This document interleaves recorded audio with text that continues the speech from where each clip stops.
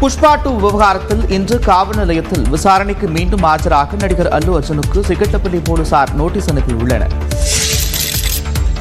நடிகர் அல்லு அர்ஜுன் வீடு மீது தாக்குதல் நடத்தப்பட்டதன் பின்னணியில் முதலமைச்சர் ரேவந்த் ரெட்டி இருக்கலாம் என்ற தகவலால் பரபரப்பு ஏற்பட்டுள்ளது.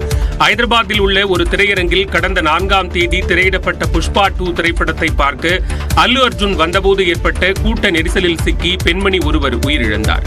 இதற்கு நீதி கேட்டு உஸ்மானியா பல்கலைக்கழக மாணவர் அமைப்பினர் ஞாயிற்றுக்கிழமை அல்லு அர்ஜுன் வீட்டை முற்றுகையிட்டு போராட்டத்தில் ஈடுபட்டனர். அப்போது அவரது வீட்டில் இருந்த பூந்தொட்டிகளை சேதப்படுத்தியதோடு கற்களை வீசி தாக்குதல் நடத்தினர்.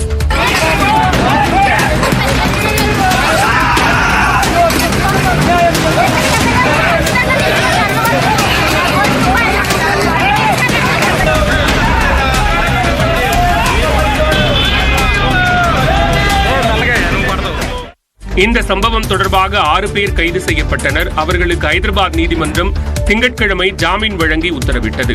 இந்நிலையில் அல்லு அர்ஜுன் வீட்டில் தாக்குதல் நடத்திய வழக்கில் கைதானவர்களில் ஸ்ரீனிவாஸ் ரெட்டி, பிரேம்குமார், பிரவீன்குமார், நாகராஜ் ஆகியோர் முதலமைச்சர் ரேவந்த் ரெட்டியுடன் இருப்பது போன்ற புகைப்படங்கள் வெளியாகி பரபரப்பை ஏற்படுத்தியுள்ளது.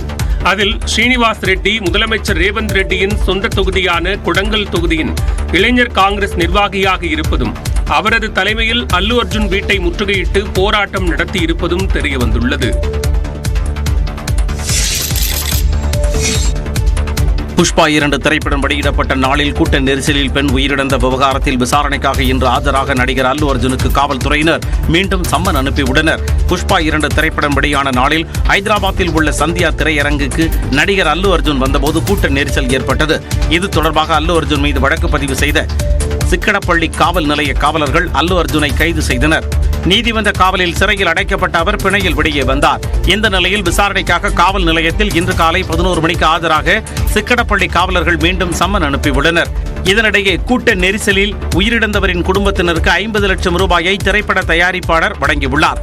குடும்பத்தினருக்கு 20 கோடி ரூபாயை அல்லு அர்ஜுன் வழங்க வேண்டும் என்று திரைத்துறை அமைச்சர் கோரிக்கை விடுத்த நிலையில் 50 லட்சம் ரூபாய்க்கான காசோலையை குடும்பத்தினரிடம் தயாரிப்பாளர் வழங்கினார்.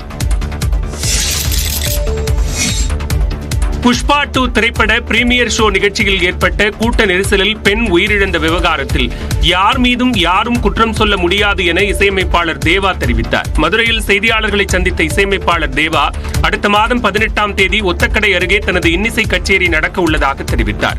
மேலும் தனக்கு நிறைய படங்களில் நடிக்க வாய்ப்பு வருவதாகவும் படங்களுக்கு இசையமைக்கும் பணியில் முழுமையாக ஈடுபட்டு வருவதால் நடிக்க முடியவில்லை என்றும் கூறினார். தனது பாடல் 35 ஆண்டுகளுக்கு பிறகும் திரைப்படங்களில் தற்போது பயன்படுத்தப்படுவது தமக்கு கிடைத்த பாக்கியம் என இசையமைப்பாளர் தேவா கூறினார்.